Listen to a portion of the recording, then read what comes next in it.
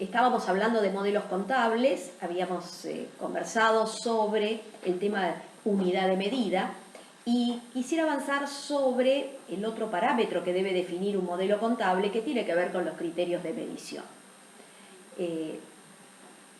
Cuando hablamos de medición estamos hablando de asignar valor, valores del presente o valores de ayer. Por eso generalmente se habla de la posibilidad de que coexistan, porque de hecho coexisten en la medición de los distintos elementos del patrimonio, dos criterios de medición, el costo y el valor corriente. ¿Qué significa la medición al costo? Medir un activo al costo significa mantener el valor de efectiva incorporación de un bien al patrimonio. Tendré que fijarme entonces a qué se refiere mantener el valor de efectiva incorporación. ¿Cómo se incorporan los bienes al patrimonio? Los bienes al patrimonio se incorporan por compra. Bueno, habrá que determinar cuál es ese valor de efectiva incorporación del bien al patrimonio, determinando si hay financiación, cuál es el precio de contado del bien. No importa si está o no discriminado el componente financiero. Si no está discriminado, habrá que discriminarlo y ese componente financiero no devengado, expuesto por separado del valor de incorporación del bien, que se irá devengando a medida que transcurra el tiempo.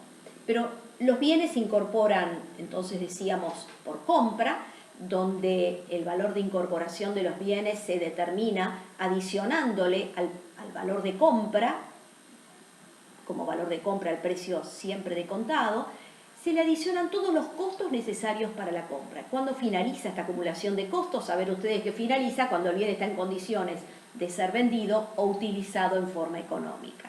De haber algún tipo de bonificación, de algún tipo de quita en el valor de compra por algún tema comercial, como puede ser el volumen de compra o comprar bienes fuera de temporada, esa bonificación, esa quita en el precio de compra va a tener su incidencia como una disminución del costo. Quiere decir que los bienes pueden incorporarse al patrimonio por su costo, donde el costo está dado justamente por el precio de contado, más todos los costos necesarios para la compra, hasta que el bien esté en condiciones de ser usado o vendido, menos las bonificaciones. Imaginemos que el precio de compra, calculado bajo esas condiciones, es de 100 pesos. ¿Qué significa medir el activo al costo? Mantener el valor de efectiva incorporación del bien al patrimonio. ¿Cuánto? 100 pesos. Por lo tanto, si el bien hoy cuesta en el mercado volverlo a comprar 130, tengo que esperar a vender el bien bajo esta modalidad, bajo este criterio de medición. Tengo que esperar a vender el bien para reconocer la ganancia. La ganancia se reconoce en el momento en que se vende el bien. Por eso, cuando se mide un activo al costo, se dice que los resultados que se reconocen son transaccionales. No hay venta, no hay resultado, excepto que sea pérdida, y eso tiene que ver con la desvalorización que pudo haber sufrido el activo y que lo vamos a analizar cuando veamos el valor límite de los activos. Entonces los activos se incorporan por compra, se pueden incorporar por fabricación, es decir, se trata de una empresa industrial donde al total de la materia prima consumida se le adicionan todos los costos de conversión que tengan que ver con la materia, con la mano de obra y con otros costos indirectos de fabricación, no importando el comportamiento que tengan los costos frente al volumen de fabricación. Por eso se habla de un sistema de costeo integral. Entonces, todos los costos, no importa si son fijos o variables, se incorporan al costo, como costo de conversión, se incorporan al costo de esa materia prima. Y entonces, si el bien que hemos fabricado cuesta 100 pesos, como dábamos el ejemplo recién, y volverlo a fabricar cuesta 130, nuevamente tenemos que decir lo mismo. No puedo reconocer la ganancia hasta tanto no se venda ese activo. También los bienes pueden incorporarse al patrimonio por donaciones. Claro, ustedes van a decir, pero se debe tratar de entes que no persiguen fines de lucro. Pero también los entes que no persiguen fines de lucro tienen que presentar información contable transparente y útil para que el usuario de esa información contable conozca, por ejemplo, el destino de las donaciones que ha efectuado. Entonces, me parece que es importante también destacar que los bienes pueden incorporarse al patrimonio por donaciones y en ese caso el valor por el cual ingresa el bien al patrimonio es el valor que tiene el bien en el mercado en ese momento. También los bienes pueden incorporarse al patrimonio por aportes de los socios en especie y nuevamente volvemos a decir, los bienes se incorporan al patrimonio por el valor corriente que tienen a ese momento. Otra posibilidad de incorporación de bienes al patrimonio cuando se da por absorción de otro ente. Un ente absorbe a otro y desaparece el ente que se ha comprado y continúa el nuevo ente junto con el adquirente y con la incorporación de bienes anteriores y con los que ha incorporado vía esta absorción, ese es su nuevo patrimonio. Bueno, en ese caso, los bienes que se incorporaron bajo esta figura se incorporaron también con una medida contable especial, es decir, al valor que tenían estos bienes en el mercado. Con esto quiero resaltar que el costo, en muy pocas excepciones, que las hay, pero el costo constituye, en el momento que ingresa el bien al patrimonio, constituye el valor corriente que tiene el bien en el mercado. A partir de ese momento pasa a ser un valor del pasado. ¿Por qué? Porque en el mercado el bien puede tener una evolución, su precio distinta. Y resalto que solamente reconozco la ganancia recién cuando se vendan los bienes. Bajo el tema de modelos contables dijimos debíamos definir el concepto de criterios de medición. Al usuario tipo le interesa cuál es el criterio por el cual se han medido los bienes. Los bienes pudieron haber sido medidos al costo o a su valor corriente. ¿Qué significa el valor corriente? Y significa el valor que da el mercado al momento de la medición contable. El valor que da el mercado al momento de la medición contable. Si estamos hablando de la medición contable de las existencias, será el valor que da el mercado al cierre del ejercicio. Si estamos hablando de las unidades vendidas, el valor que da el mercado al momento de cada venta. Entonces, adoptar valores corrientes significa que se toman valores que da el mercado al momento de la medición contable correspondiente. Esto significa que si en el momento que se incorporó el bien, se incorporó por 100 pesos y al cierre del ejercicio se mantiene el bien en el patrimonio y cuesta 130 pesos volverlo a comprar o volverlo a fabricar, bueno, tendríamos que estar reconociendo un resultado por tenencia. ¿Por qué? Porque la contrapartida de ese mayor valor, si se mantiene un capital financiero, constituye un resultado por tenencia. ¿Y qué significa un resultado por tenencia? La diferencia entre dos o más valores corrientes.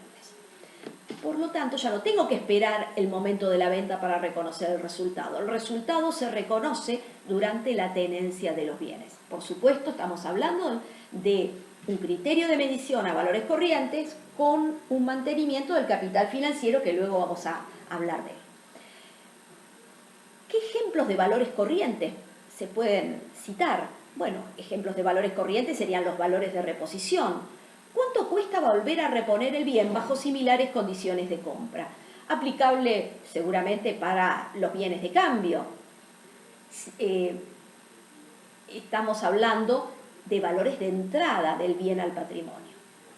Otro ejemplo de un valor corriente puede ser un valor neto de realización. Valores netos de realización tomado como criterio primario de medición que implica que haya fácil venta, que el precio sea conocido, que no haya dificultades en la venta y estamos adelantando el reconocimiento de la ganancia. Estamos aplicando valores de salida, neto de gastos, valor neto de realización, precio de venta, neto de los costos relacionados con la enajenación. Estamos adoptando valores de salida, estamos adelantando el reconocimiento de la ganancia. Por lo tanto, tengo que asumir que prácticamente la ganancia ya está perfeccionada por esa operación de venta que aún no quedó perfeccionada desde el punto de vista jurídico. Pero ¿por qué se puede medir ese activo a valores netos de realización? Porque hay fácil venta, hemos recibido un anticipo y lo único que me espera es entregar el bien para reconocer y facturarlo, para reconocer la ganancia, o hemos hemos firmado un convenio con la otra parte donde estamos fabricando algo a pedido. Evidentemente no necesito decir que a medida que va avanzando el proceso productivo vamos reconociendo ese valor neto de realización de acuerdo al grado de avance de ese proceso productivo. Pero midiéndolo a valores netos de realización de acuerdo con ese grado de avance. Otro ejemplo de un valor corriente sería un valor actual, un valor actual aplicable para medir, bajo determinadas condiciones que permite la misma normativa, para medir activos y pasivos de tipo financiero. ¿Qué significa ese valor actual? Un valor descontado de un flujo de fondos futuros, donde al monto a cobrar o a pagar al vencimiento le vamos a descontar el interés no devengado, pero calculado de acuerdo con la tasa de interés vigente al cierre del periodo, que seguramente que va a ser distinta a la tasa de interés pactada. Por supuesto que el valor actual va a diferir al valor que se vaya a tener que cancelar ese compromiso o que vamos a cobrar ese crédito, va a diferir cuando no transcurrió todo el tiempo. Al momento del vencimiento, el valor actual se corresponde con lo que se va a cobrar o lo que se va a tener que pagar. ¿Por qué? Porque se pactó esa tasa. Sin embargo, si el cierre del periodo se da con anterioridad a la fecha de... si el vencimiento está en un determinado momento y el cierre del periodo en el cual yo quiero medir ese activo o ese pasivo se da con fecha anterior, vamos a tener que descontar a ese total a pagar o a cobrar al vencimiento el interés no devengado, siempre a la tasa vigente al cierre del periodo. Decía Bertora, la contabilidad suma y resta, no multiplica riqueza. Por lo tanto, si el costo de la financiación era de 10 pesos, medirlo al costo significa a lo mejor medirlo a 106, a ese pasivo al cierre del periodo, donde devengué 6 y me quedan 4 a devengar, que serán reconocidos como resultado en el próximo periodo. 6 más 4, 10, costo financiero 10. Quizás medirlo a valores corrientes significa devengar solamente 5 pesos en el primer momento y 5 pesos en el segundo momento. 5 más 5, 10, sigue siendo 10 el costo de la financiación. Nos podemos preguntar, ¿y cómo juega ese peso de diferencia en el primer momento cuando digo el pasivo al costo me queda medido en 106 pesos y a su valor corriente a 105? Ese peso constituye un resultado por tenencia, un resultado por la diferencia en las tasas de interés. Por supuesto que se expone junto con el interés devengado de acuerdo con la tasa de interés que se haya pactado. Bueno, un valor descontado para créditos y para deudas, cuando lo permita la norma contable, es aplicable justamente para estos activos o pasivos de tipo financiero.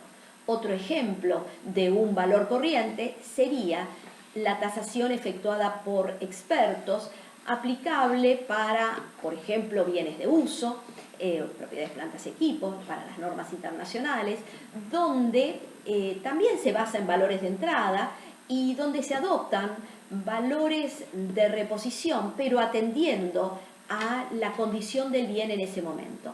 ¿Por qué? Porque si tenemos una máquina que ya no se fabrica en el mercado, no puedo tomar un valor de reposición directo, sino tendré que buscar el valor de reemplazo de la capacidad de servicio de la máquina que yo tengo, considerando la que hoy sí se fabrica y que se puede obtener en el mercado, descontándole, por supuesto, la depreciación a ese precio de mercado de esa máquina que puede reemplazar a la nuestra, descontándole la depreciación que ha sufrido. El valor patrimonial proporcional no puede ser considerado un valor corriente. El valor patrimonial proporcional solamente fue un valor corriente en el momento en que se incorporó la inversión por compra y se midió a ese valor. A partir de ahí es un costo, como dice la norma contable, las inversiones, cuando se miden a valor patrimonial proporcional, en el momento cero se miden al costo y a partir de ahí se le hace incidir a ese costo la participación en resultados y la participación en los dividendos en efectivo aprobados por el ente en el cual participamos. Bueno, ese costo modificado, podríamos decir, representa ese valor patrimonial proporcional por el cual se mide la inversión al cierre del periodo. Pero de ninguna manera el valor patrimonial proporcional al cierre de los distintos periodos puede considerarse un valor corriente. El único momento que pudo haber sido considerado un valor corriente fue en el momento cero, cuando se incorporó la inversión. Valores razonables también hablan el marco conceptual como ejemplos de valores corrientes. Sería el valor que me da el mercado para comprar el bien, pero no digo bajo similares condiciones de compra, como sí se acentuaba el tema cuando se hablaban de valores de reposición. Estos entonces serían ejemplos de valores primarios de medición cuando se adoptan valores corrientes.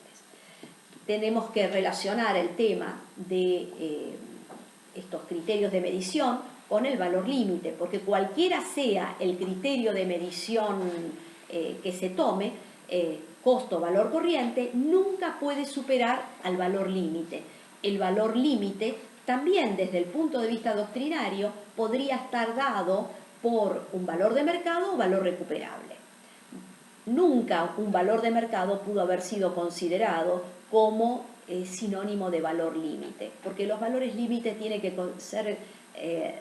estar constituidos por valores de salida, y el valor de mercado es sinónimo de valor de reposición, es decir, de un valor de entrada.